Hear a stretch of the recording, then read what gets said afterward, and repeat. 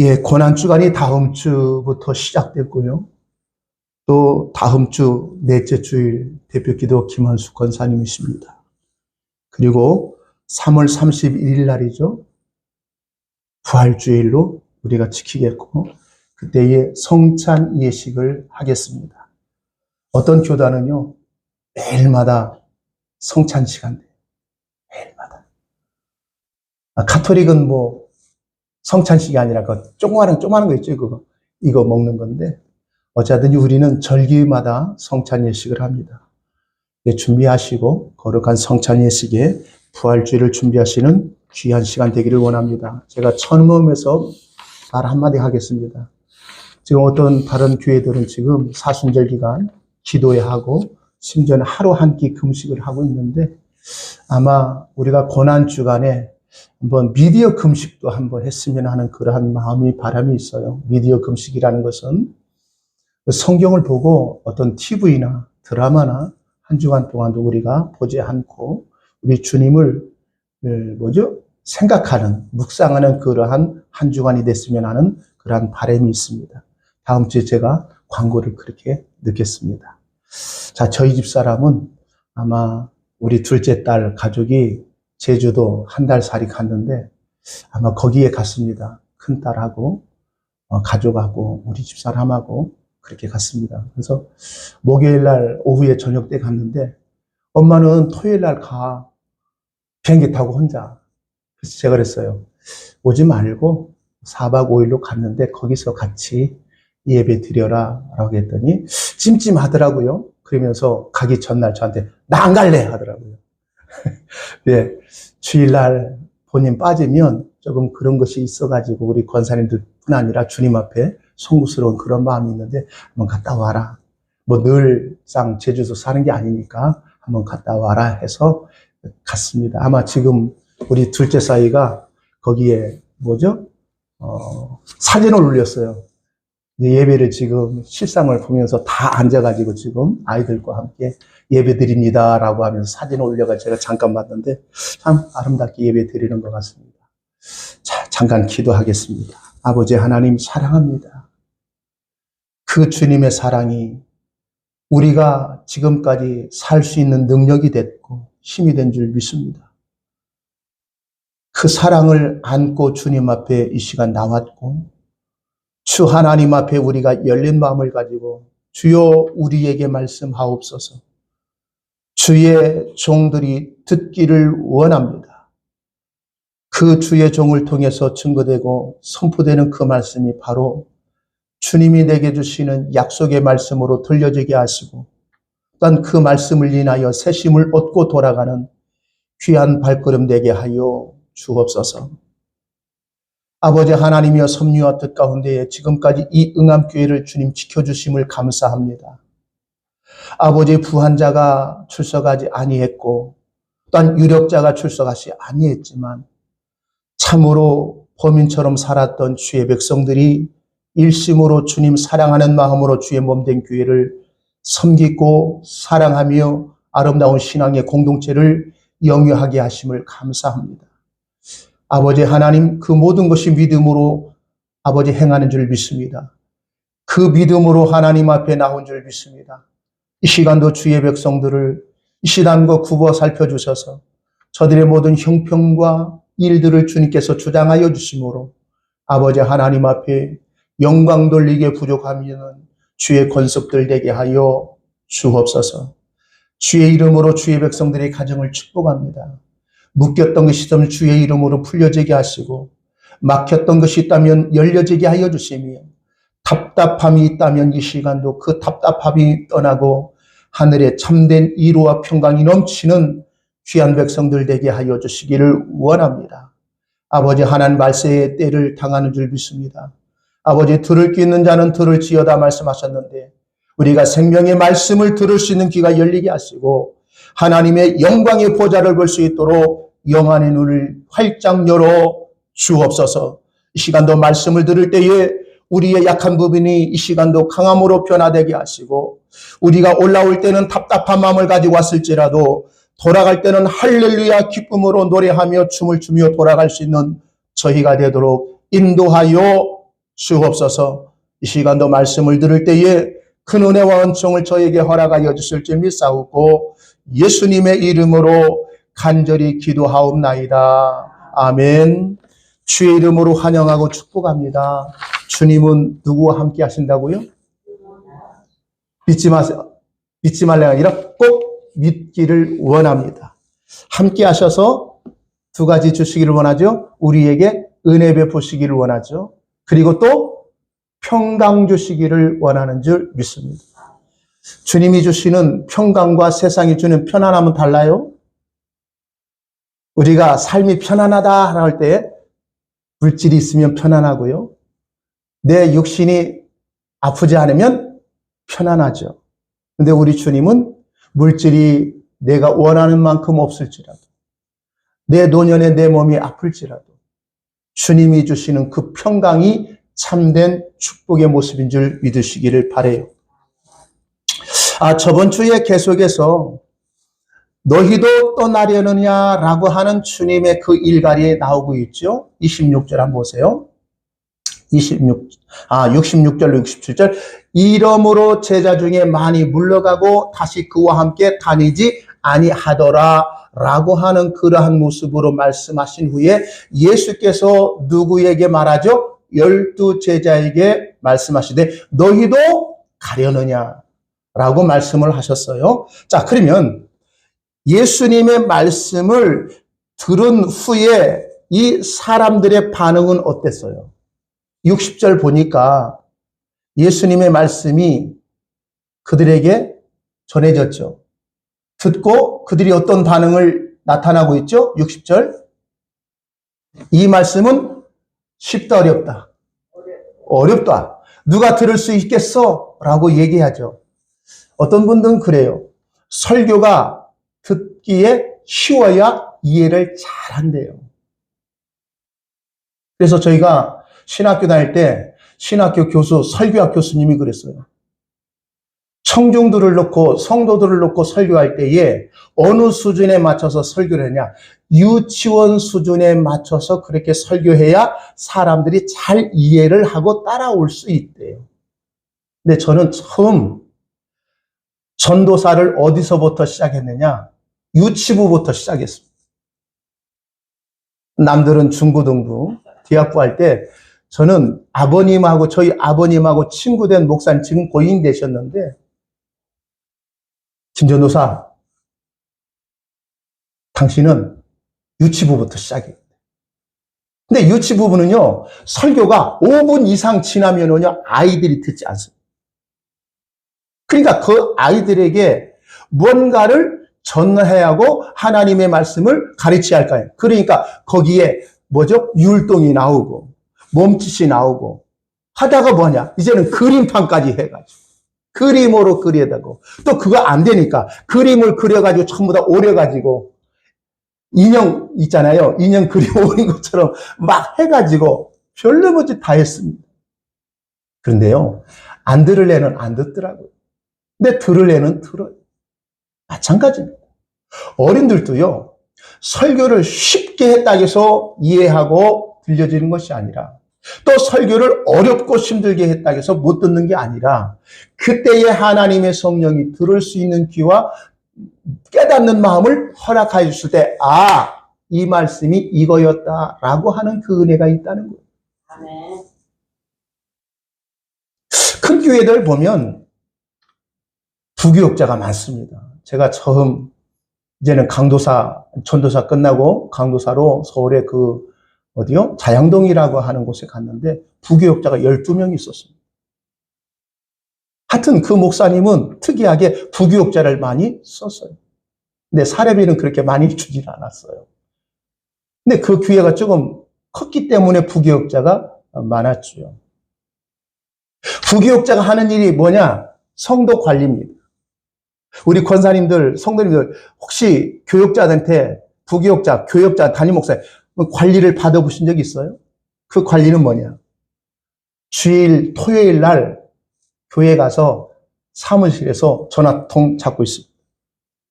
집사님, 주일날 어디 가시면 안 됩니다. 꼭 봐야 돼요. 성도님, 약속 잡아도 주일인데 어디 가십니까? 번기에 지켜야죠. 그래가지고 그 주일날이면 1부, 2부, 3부 들었거든요. 부교육자는 담당 교구가 있어요. 담당 교구가 있는데 거기 아무개 집사님 나왔으면 체크합니다. 안 나왔다. 늑달같이 뭐 한 줄 알죠? 전화해가지고 집사님 오늘 왜 교회 안 나오셨어요? 왜 빠지셨어요? 아우 죄송합니다. 제가 부득이하게 일이 있어서 다음 주에는 빠지면 안 됩니다. 라고 또 신신당부를 하죠. 어떤 분들은 전화 안 받는 반들도 있어요. 왜 그런 줄 알죠? 부담이 되니까. 그런 게 부교육자를 제가 그렇게 했거든요. 이게 관리하는 거예요. 그리고 한 주 빠져, 두 주 빠져, 이제는 뭐죠? 결신자 있으면, 그거 뭐죠? 결석자 있으면 신방을 갑니다. 그게 부교육자 일이에요. 신방 가서. 집사님 갑니다. 아, 오지 마시는 다음 주에 갑니다. 갔다 와야 이제는 보고서를 쓸 거 아니에요. 목사님, 이 아무개 집사가 안 나왔는데 어째하고 저째해서 못 나왔습니다. 다음 주에는 꼭 나온답니다. 꼬로 따가면 그래? 그래. 이게 부교육자 일이었어요. 한 사람이라도 교회에 정착해서 신앙생활 잘할 수 있도록 그런 관리를 한다는 거죠. 근데 예수님이 긴 설교를 하셨잖아요. 그럴 때 이 반응, 할렐루야, 너무 은혜스럽습니다. 나는 주님 없이는 못 살겠어요. 라고 하는 반응이 아니라 그 설교를 딱 해놓자 사람들이 우르르 왔다가 어떻게 우르르 썰물처럼 빠져나가야 안 나가요? 나가죠.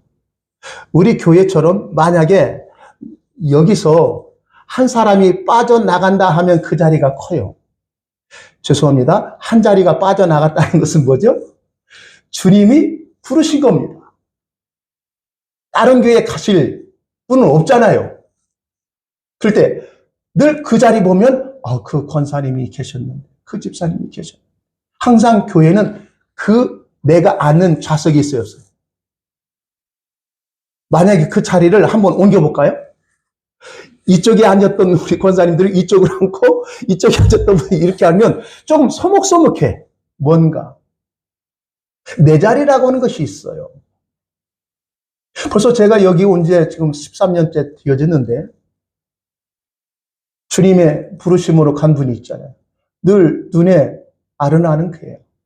많지는 않지만. 근데 예수님이 그 많은 사람들이 왔다가 그 주님의 생명의 말씀에 대해서 얘기할 때에 왔던 사람이 우르르 전부 다 빠져나갔다는 거예요. 그러면 현대 목회하시는 목사님들은 부교육자를 빨리 신방을 보내야 돼요? 보내지 말아야 돼요? 보내야 하잖아요.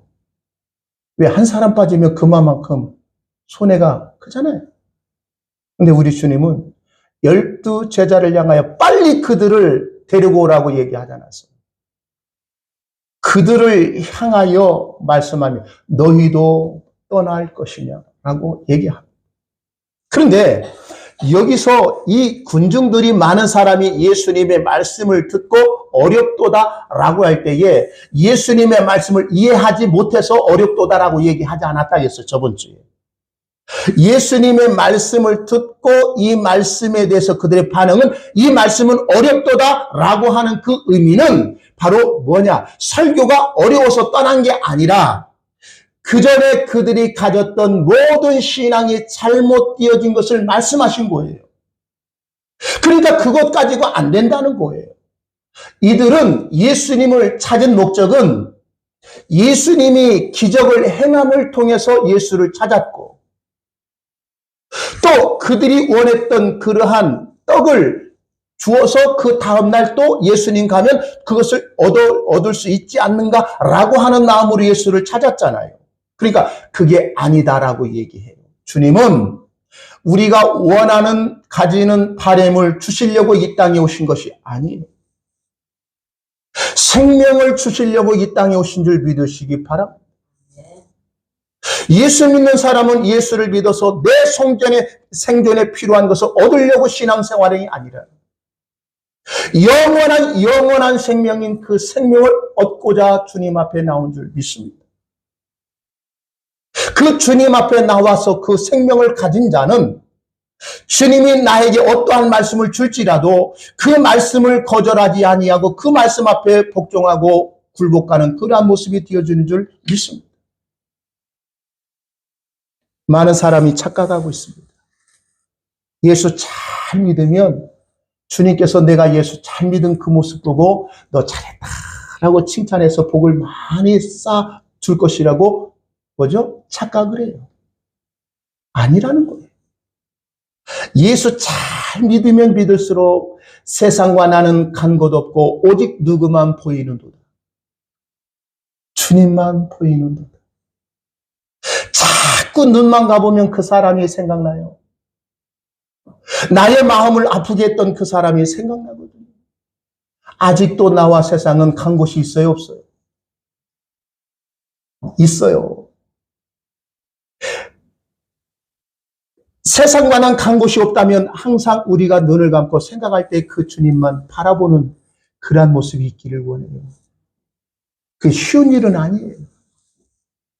어려워요. 그래서 우리는 주님이 나를 부를 때는 죽음으로 마지막으로 그 관문을 뚫어서 나와 내 세상은 없어지고 오직 주님이 있는 그곳에 가는 줄 믿어요. 그렇다면 살다 보면 서글픈 일이 있어요, 없어요? 실망되는 일이 있어요, 없어요? 낙심되고 좌절할 때도 많잖아요. 우리 김숙자 권사님 오실 때도 너무나도 그전에는 딱 준비하시고 제가 권사님 하면 딱 갑시다 하고 막 가방을 들고 나오시는데 오늘따라 이렇게 조금 누워 계시더라고요. 나오시면서 몸이 너무 좋지 않다. 아마 여러 가지 이제는 연로가 하시고 시간이 가면 갈수록 내 몸 하나 앉았다 일어나는 것조차도 힘들어질 거예요. 마음은 펄떡 일어나고 싶어. 근데 내 육신이 안 따르거든요. 우리 양 권사님도 그래요. 이제는 따뜻해가지고 남들은 밭에 나가서 들에 나가서 뭔가 하면 나도 가서 이제는 많은 것은 않지만 이제는 기본적인 해야 하는데 이 몸이 안 따르는 거예요. 작년에 다치셨잖아요. 올해.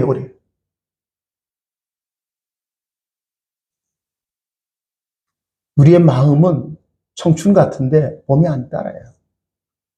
그래서 항상 주님 만날 날이 가깝다. 이제 준비되는 그러한 모습이 필요한 것 같아요. 이런 얘기가 있어요. 사람은 태어날 때는 순서대로 태어나지만 갈 때는 순서가 있어요, 없어요? 주님 부르면 가야 돼요. 응? 나는 안 가! 나는 더 살 거야. 얼마나 어리석습니까? 그래서 매일매일이 내 삶의 마지막인 것을 알고 살아가는 거예요. 그 삶의 몫이 나에게 주어진 그 삶의 몫을 가지고 가는 거예요. 부르면, 주님이 부르시면 한 점 서운한 거 없이 그냥 손 털고 가는 거예요. 그게 바로 세상과 나는 간데 없고 오직 누구만 바라보는 거예요.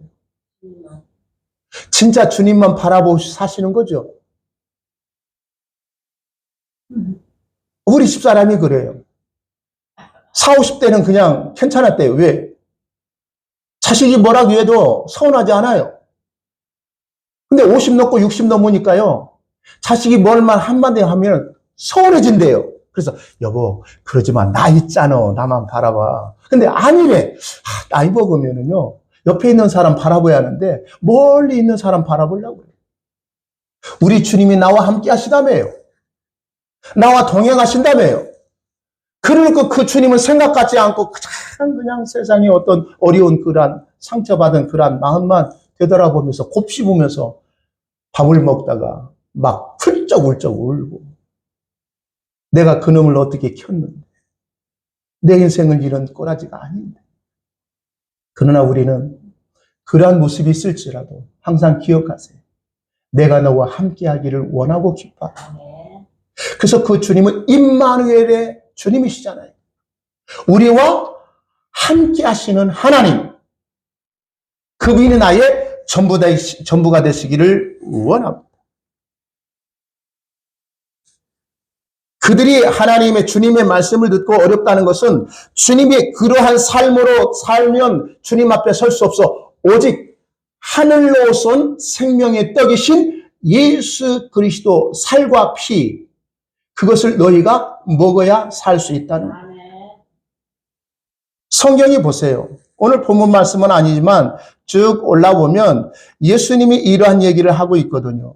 48절 말씀에 보면 내가 곧 생명의 떡이로라. 너희 조상들은 광야에서 무엇을 먹었으나 죽었거니와 만나를 먹었어도 죽었거냐. 이는 하늘로서 내려온 떡이니 사람으로 하여금 먹고 죽지 아니하게 하는 것이라. 그러면서 나는 하늘로서 내려온 산떡이니 사람이 이 떡을 먹으면 뭐하리라? 영생하리라. 나의 출떡은 곧 세상의 생명을 위한 내 살이로라 하시니라 그랬다는 거예요. 지금 예수님 앞에 많은 무리가 찾아온 것은 내 육신에 필요한 떡을 구하면서 왔다는 거예요. 봐라. 이스라엘 백성들 광야에서 만나를 먹었는데 그 만나를 먹고 죽었지 않았느냐. 그런데 예수님이 하늘로서 온 산떡인데 이 산떡은 생명을 주는 떡이라는 거예요. 이스라엘 백성들이 광야는 육신의 떡으로 먹었을 때 죽었지만 하늘로서 온 진짜 생명의 떡이신 예수 그리스도를 먹어야 너희가 산다는 거예요. 내가 그것을 주러 왔다는 거죠. 생존을 위해서 너희에게 필요한 것을 주는 게 아니라 생명을 주기 위해서 너희에게 왔다는 것을 주님 말씀하는 거예요. 그래서 그 말씀을 그들이 오해를 하고 이 말씀을 어렵도다 라고 얘기할 때에 예수님께서 61절 예수님께서 스스로 제자들이 이 말씀에 대하여 수군거리는 줄 아시고 말씀하세요. 이 말씀이 너희에게 무엇이 되느냐?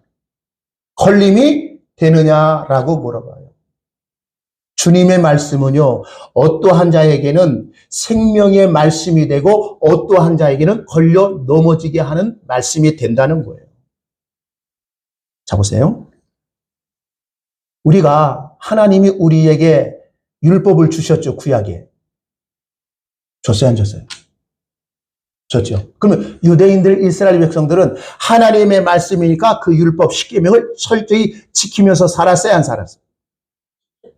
지킨다고 열심히 그들이 목숨 걸고 그 말씀을 지켰죠. 근데 그 말씀을 열심히 지켜서 자기의 의가 되고 자기의 자랑이 되는 그 열심은 그에게 걸림돌이 뒤어진 거예요. 예수님 시대에 신앙의 열심의 특심이 바른 신앙으로 신앙생활했던 사람들이 바리새인입니까? 세리입니까? 바리새인들이죠. 세리는요, 천국 못 갈 놈들이요. 다 지옥불 떨어질 놈들이에요. 상기 있죠. 몸 파는 여자. 그들은 다 어디 갈 놈들이요? 지옥 갈 사람들 여기 있어요. 이방인들은요, 저놈들은 지옥불에 땔감으로 여겼다는 거예요. 그래서 그들은, 유대인들은 그들과 상종을 하고 말을 썩지를 않았다는 거예요. 자기들만 하나님의 선민이고 하나님의 말씀을 가졌고 그 말씀을 가졌을 뿐 아니라 듣고 지켜 행하기 때문에 하나님 앞에 갈 수 있다라고 그렇게 확신을 했던 사람들이에요. 그들을 향하여 우리 주님이 일가를 날리죠. 뱀들아, 독사의 새끼들아. 어떻게 하나님의 임한 심판을 피할 수 있겠네. 이게 피할 수 있다, 없다. 이거는요, 절대로 피할 수가 없다는 거예요. 율법의 행위로는 하나님의 심판을 피할 수 없다는 거예요.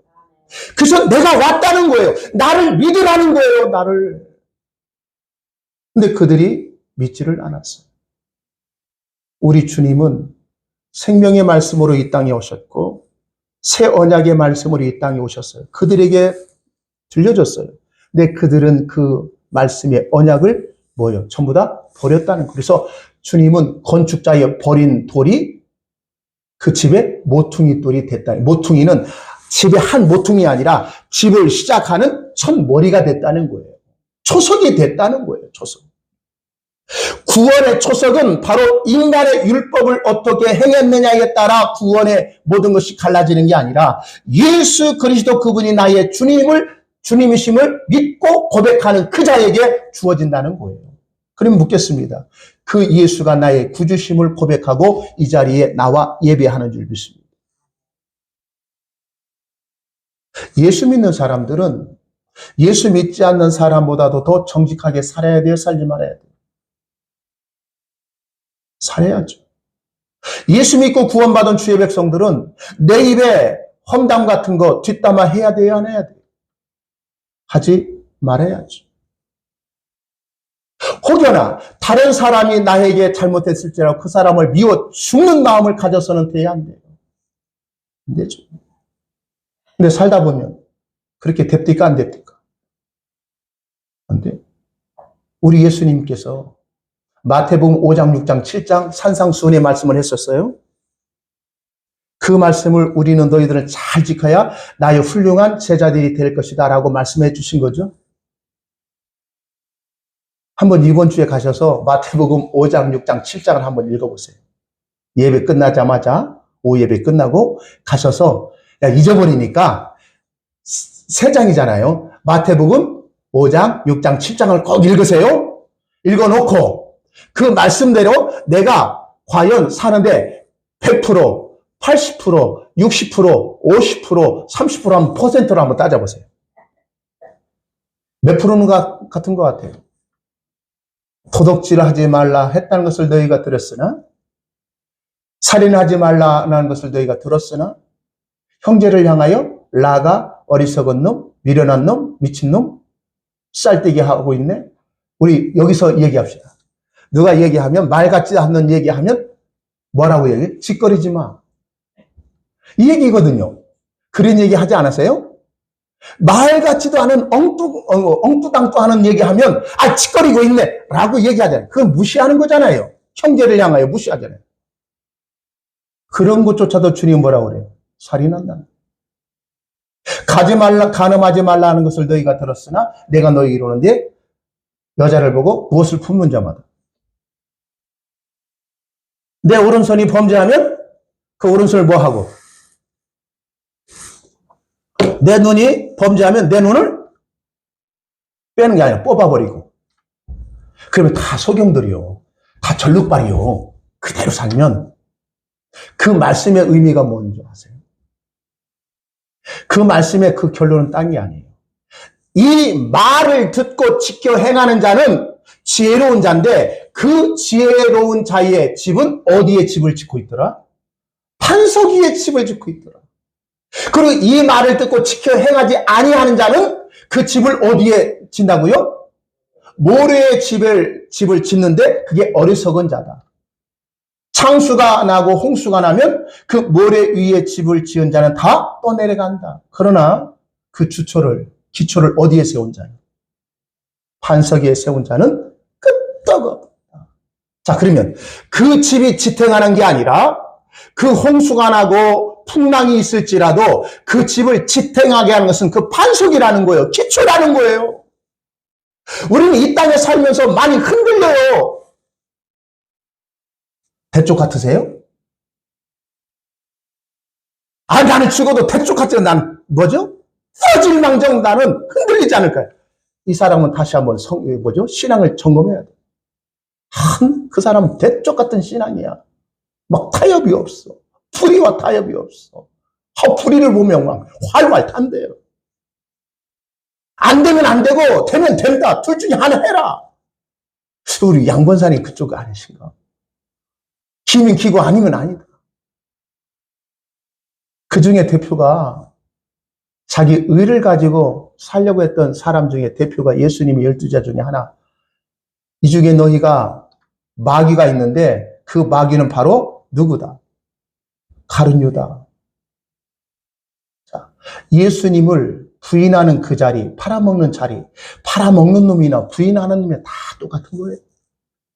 예수님이 어려움을 당하여 그렇게 고난당할 때 제자들이 다 도망쳤잖아요.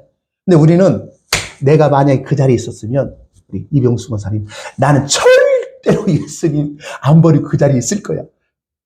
모르겠어요. 그 당시 2000년대에 있다면. 거의 대부분 다 도망갔잖아요. 사도 베드로 보세요. 주여, 남들은 다 저놈들은요, 다 부인하고 다 도망갔잖아요. 저만은 꼭 믿으세요. 저는 믿잖아요, 주님. 나 대충 같잖아요. 불 같은 성격이잖아요.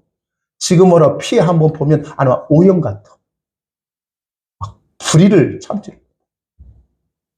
근데 결국 주님과 맞대면하는 그 자리에 곧 예수님이 죄인의 모습으로 있을 때에 어떤 비자 하나 와가지고 그게 인간의 모습이에요.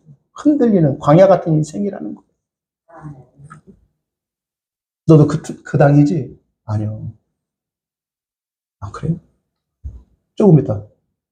너 같은 물이 있었잖아. 아니라니까. 또 세 번째. 진짜 너 그 사람 같이 있었잖아.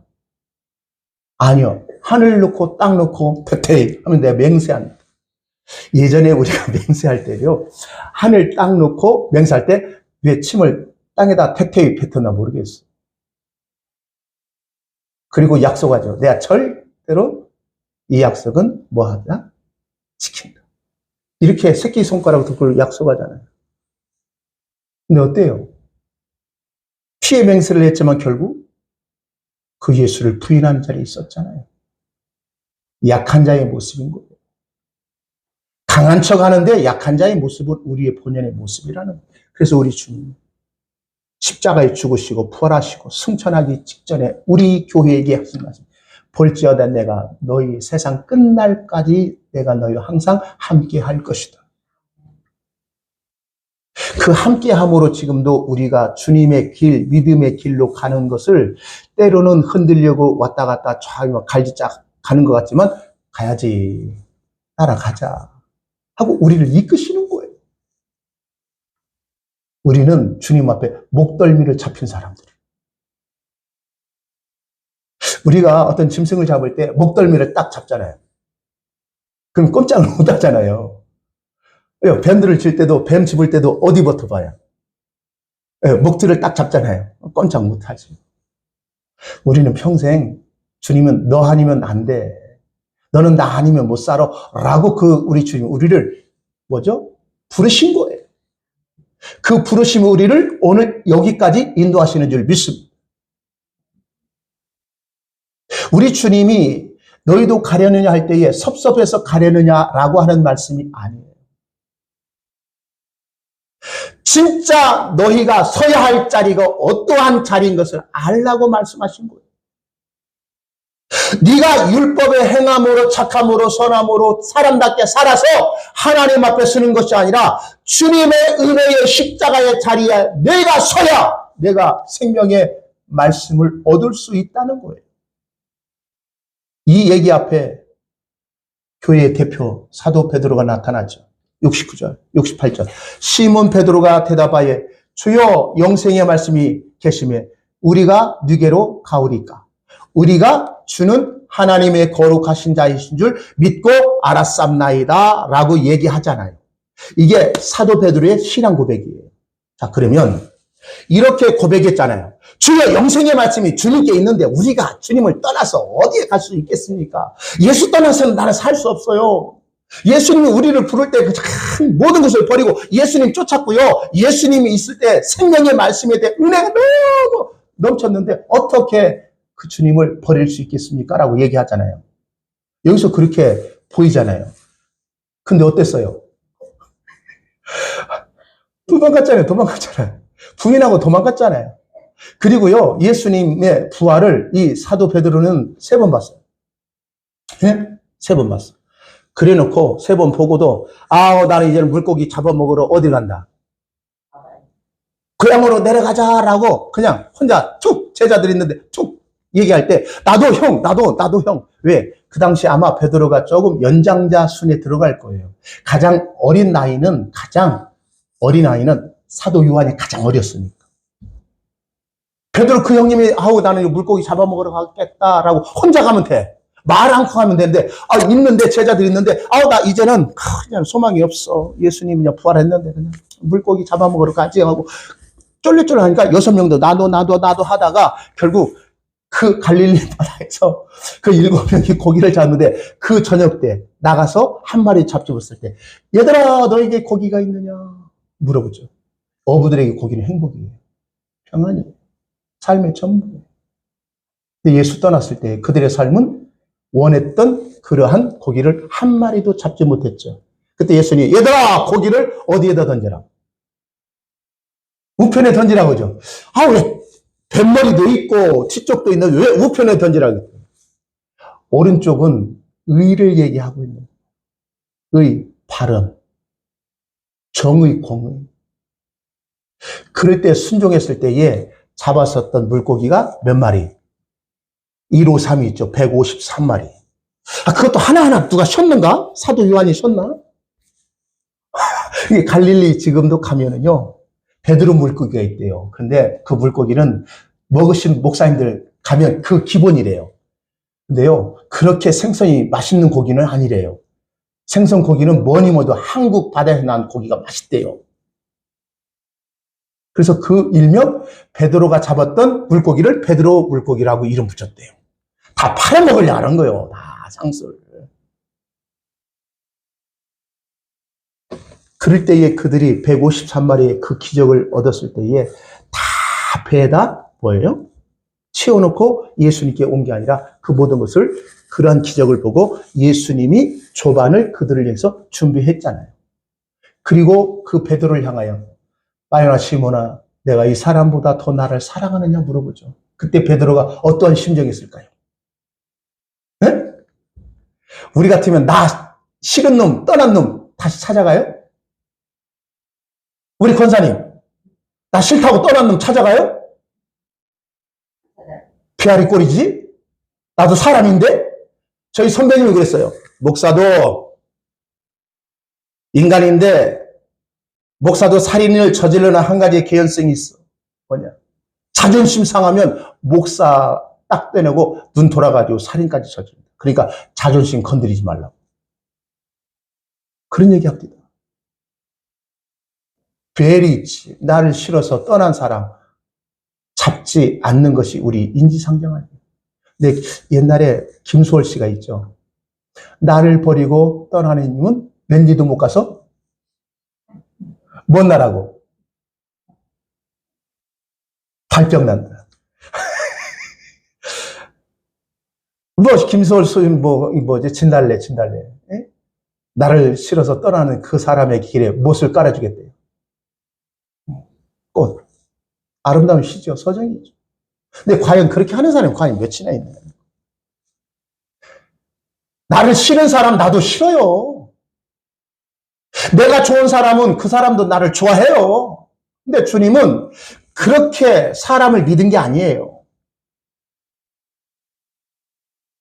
우리 주님은 사람을 믿은 게 아니라 그 사람을 불쌍히 여기고 사랑한 줄 믿습니다. 우리는 주님을 믿는다고 얘기하지만 그 주님은 그 믿는 내 말을 믿는 게 아니라 하나님의 언약의 말씀으로 그 사람을 사랑하는 그러한 것을 우리 주님은 긍휼을 위해서 우리를 사랑한 것뿐이에요. 그게 주님이 이 땅에 오신 목적인 줄 믿습니다. 그 사랑을 받은 자예요. 우리는. 노래가 있어요. 당신은 사랑받기 위해 태어났다고요? 사랑 많이 받으셔 보셨어요? 할렐루야. 나는 진짜 사랑받을 만한 가치가 있어서 이 땅에 존재하는 게 아니라 티끌 같지만 티끌보다도 못하는 인생이지만 예수 그리스도의 그 사랑이 나를 아름답게 아름다운 삶으로 우리를 도와주신 것뿐이라는 거예요. 그러한 자에게 우리 주님은 이러한 고백이 나올 수밖에 없어요. 주의 영생의 말씀이 계심에 우리가 네게로 갈 수 있겠습니다. 나는 예수 떠나면 이제는 살 수 없는 인생인 걸 우리는 압니다. 주님의 그 능력의 팔로 나를 이제는 붙들었으니 나는 떠날 수 없는 존재입니다. 라고 고백하는 그러한 삶으로 살 수밖에 없습니다. 사도 베드로가 이렇게 고백해서 그냥 그의 삶이 이렇게 탄탄대대로 주님이 원하시는 삶을 사는 게 아니라 그는 격돌로 갔지만 결국 주님이 찾아오셔서 그가 가야 할 삶의 그 길로 인도하시는 줄 믿습니다. 이 고백은 그렇게 살아서 된 것이 아니라 하나님이 그와 함께 하심을 지금 말씀하고 있는 거예요. 그의 삶을 누가 이끌어가고 있다는 거예요. 주님이 이끌어가고 계시다고 하는 증거가 바로 주의 영생의 말씀이 주께 있는데 우리가 주님을 떠나서 어디로 갈 수 있겠습니까? 주는 거룩하신 자 하나님인 줄 우리가 믿고 알았습니다라고 고백할 수 있는 거예요. 그 고백 위에 예수님이 얘기합니다. 70절. 예수께서 대답하시되 내가 너희 12를 택하지 아니하니. 우리가 예수를 택한 것이 아니라 누구를 택했대요? 예수님이 나를 택한 거예요. 그러나 너희 중에 한 사람은 누구다? 마귀다. 마귀 새끼는요, 저 절간에 우글우글한 게 아니라 정치는 그냥 무당집에 우글우글한 게 아니라 교회 안에 가룟 유다와 같은 자들이 많다는 거예요. 그런데 우리는 실상 나는 죽어도 가룟 유다는 아니고 베드로지요 라고 생각하고 신앙생활할 거예요. 내 자신이 가룟 유다라고 생각하고 신앙생활하는 사람이 있어요, 없어요? 없어요. 외국인의 사람들, 남자들을 보면 대부분 뭐요? 마이크, 데이비드, 뭐죠? 존, 그런 이름들이 많거든요. 존은요, 요한이에요. 데이비드는 다윗이고, 그러죠? 근데 거기에 사울이라는 그러한 이름을 가지지 않고 여기 가룟 유다 같은 그러한 이름을 가진 자는 없어요. 왜? 나쁘니까. 왜 가룟 유다는 마귀라고 얘기했을까요, 주님이? 주님의 은혜만이 내가 살 수 있습니다. 라고 고백하기를 원하는데, 가룟 유다가 결국 예수를 팔아먹었잖아요. 팔아먹었을 때 그 잘못을 누가 해결하려고 했어요? 지가. 내가 잘못된 것은 내가 책임지고 그것을 내가 해결하겠다라고 해서 결국은 은 30 받은 것을 가지고 제사장들이 갔죠. 예수는 잘못이 없었다. 내가 은 30을 받은 것을 내가 다시 돌려주겠다. 라고 자기의 잘못을 후회했죠. 근데 그 대제사장은 그걸 받았어요, 안 받았어요? 안 받아가지고 결국 그 돈을 가지고 나그네의 공동묘지를 삼았죠. 아겔다마라고. 그리고 결국 죽었잖아요. 자기 의를, 자기의 잘못을 자기 스스로 뭐 하려고? 해결하려고 힘쓰고 노력하는 놈들은 마귀라는 거예요. 근데 베드로는 염치 없이 기다렸잖아요. 근데 주님이 쓱 따라, 너 베드로 그럴 수 있어? 이놈 새끼. 내가 너를 믿었는데 왜 나를 그렇게 배신해? 네 목숨이 그렇게 뭐죠? 중요하더냐? 라고 하지 않고 부활했을 때 첫 번째 그들에게 나타나서 너희에게 평강이 있을지어다 라고 숨을 내쉬었다고 그랬어요. 성경에 보면 너희에게 평강이 있을지어다고 이 주님께서 숨을 내셨다는 거. 이 숨은 푸시케가 아니라 휴니마, 생명이에요. 하나님의 생명의 말씀으로 너희를 다시 한번 새롭게 하는 역사라는 거예요. 그럴 때에 예수님께서 갈릴리 바다에 갔을 때 바이나 시몬아 내가 이 사람보다 더 나를 사랑할 때 주님은 염치 없이 베드로는 주님이 아시잖아요. 꼭 그걸 물어봐야 합니까? 그래. 내 양을 먹이라. 조금 이따 또 다시 한번 재차 물어봐요. 이 사람보다 더 나를 사랑해요. 아시는데 왜 또 물어봐요? 그걸 예수님 몇 번 물어봐요?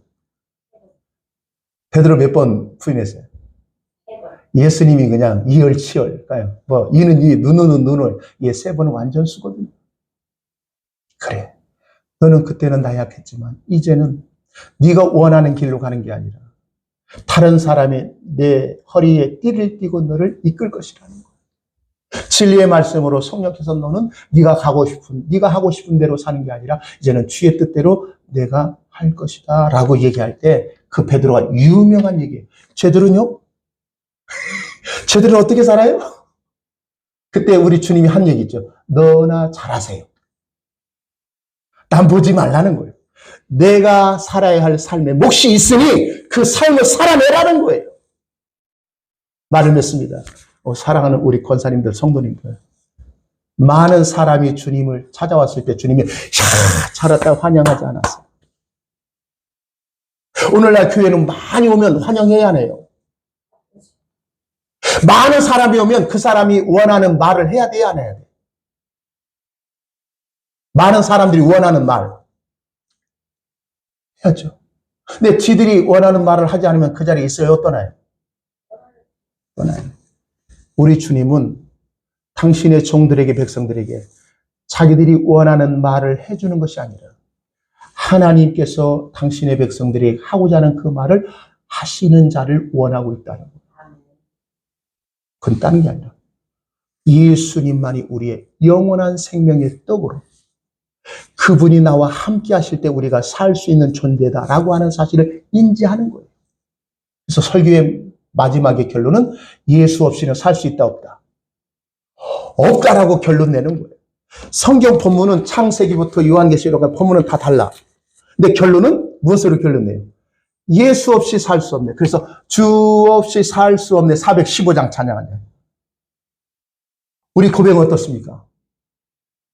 주님 없이는 살 수 없어. 오늘도 이 자리에 주님 앞에 기쁨으로 나온 줄 믿습니다.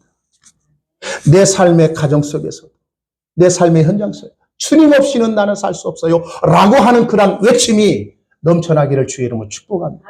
기도합니다.